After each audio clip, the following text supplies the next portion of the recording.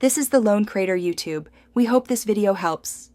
You start by making sure the app is updated and you're logged in. This avoids missing features.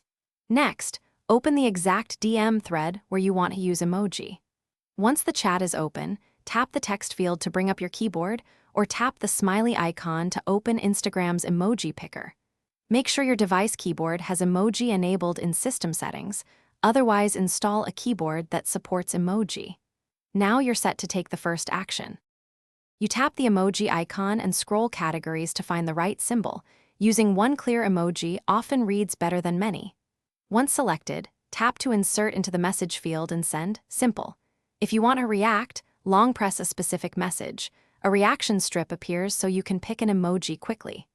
Use combined emoji to modify tone, but be mindful of clarity. If you need to switch skin tone or gender variants, press and hold the emoji for options. You finish by sending the emoji message or checking that your reaction is visible on the message thread. If others don't see it, confirm they are on a supported app version. If emoji don't appear or show as boxes, clear Instagram cache, update or reinstall the app, and restart your device. This often restores rendering. Make sure the recipient's operating system supports newer emoji variants, since older OS versions may display placeholders.